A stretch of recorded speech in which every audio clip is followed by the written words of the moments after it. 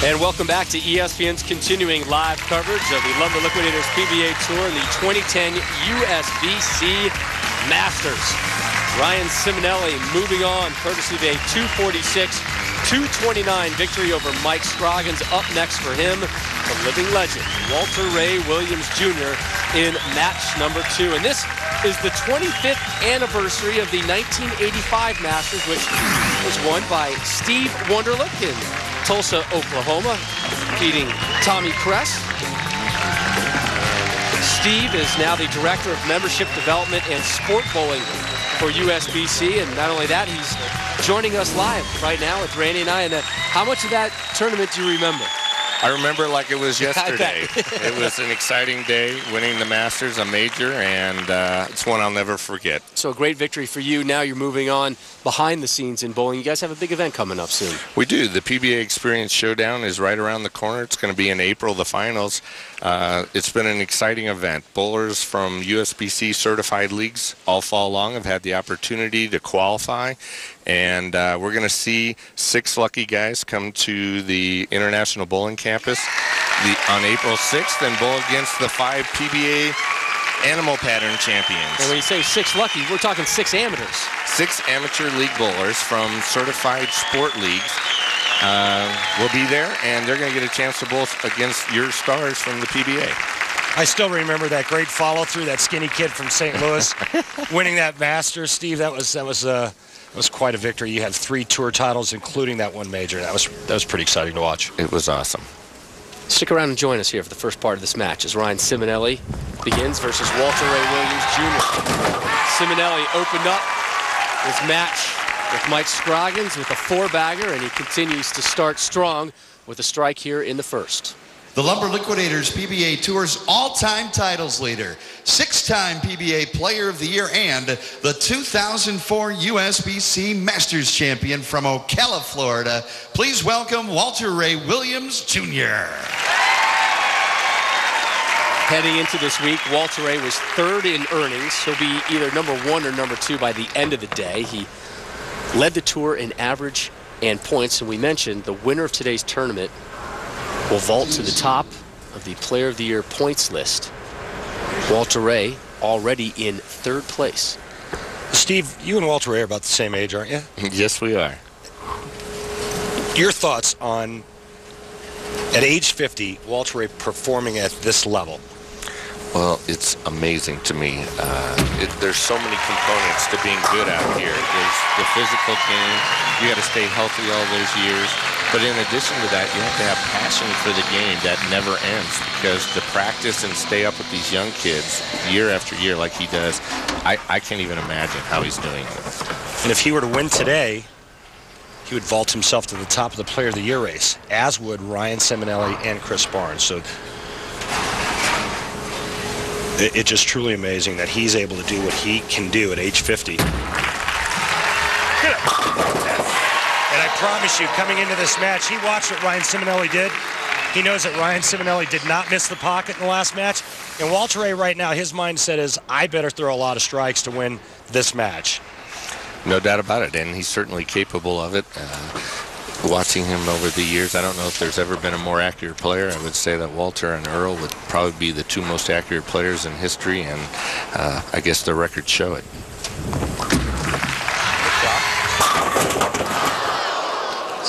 Wow. Southpaw leaves the 7-pin.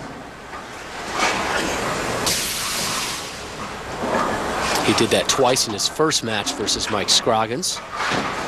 And here he does it in the 2nd frame.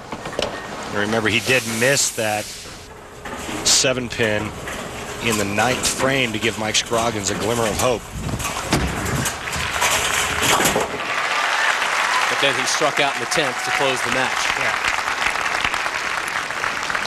Steve was talking about the upcoming PBA Experience Showdown coming away from the brand new USBC facility in Arlington, Texas. Here are the pros that are going. The Ripper, Devaney, Bill O'Neill, Rhino Page, and Norm Duke will be there to take on one lucky or unlucky amateur. The Ripper. You couldn't wait to say Jack Jerk's nickname, could you? Late kick to the 10. Simonelli back on the strike plane. I just want to make sure Jack's buddies, late kick of the 7, Jack's buddies still like us. Oh, you kidding? All you had to do was say the Ripper, and you had fans for life in Buffalo. Up steps Walter A. Williams Jr. Struck in the first and the second. This is his 171st telecast.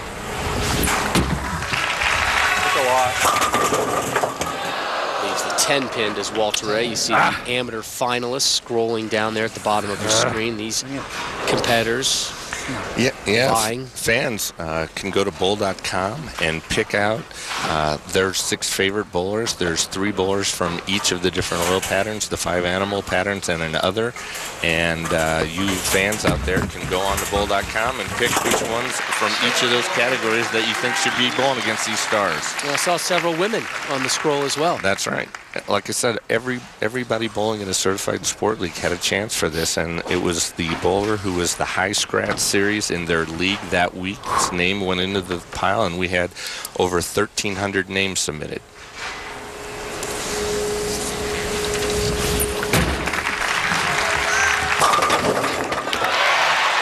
Seven and 10 drop late for Walter A. Strikes in the first, second, and fourth. I've seen him do that quite a few times where, I mean, you or I, Steve, would have left the flattest 10 pin, and Walter A. somehow gets the 6 to go to the sidewall and just kind of tomahawk the 10 down. Just truly amazing. Really, he's a testament to the fact that accuracy and just the ability to put the ball in the pocket on a regular basis is enough to be competitive out here. All these guys with, twice as many revs as him, he's still kicking their rear end. So. Hey, Ryan, what has changed with the lanes from your first match to now versus Walter A? There's a little bit of carry down. I'm a little bit worried that ball's going to start ringing because that's what urethane does. It just starts up early. It doesn't really finish. I got a ball to go to, though, so we'll see. And what he means by that is he's starting to push oil down the lane, which is making his ball go just a little bit longer down the lane before it starts to face the 1-2 pocket. And the ringers he's referring to is the 7 pins. And in 2 games, that's all he's left. It's been nothing but strikes and 3 ringing 7s.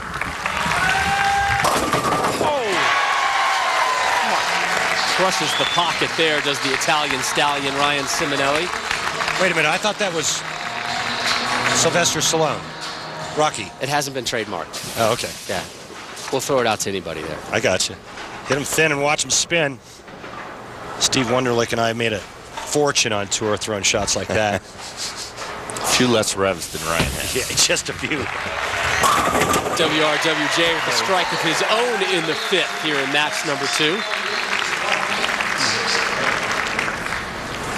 Walter A. on a bit of a hot streak. He finished runner-up to Michael Fagan just 2 weeks ago at the Dick Weber Open in Fountain Valley.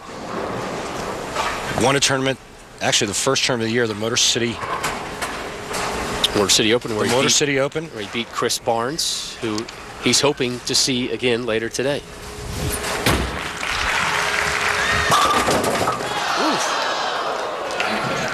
I don't see him leaving the 9 too often. Well, he doesn't because, again, he's not a big high-rev power guy. But, Steve, that solid 9 for Walter A's got to be all angle, no?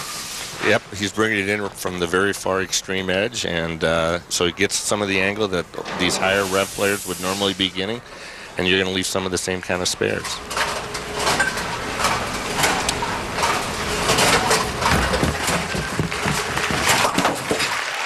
Walter A remains clean here in match number 2.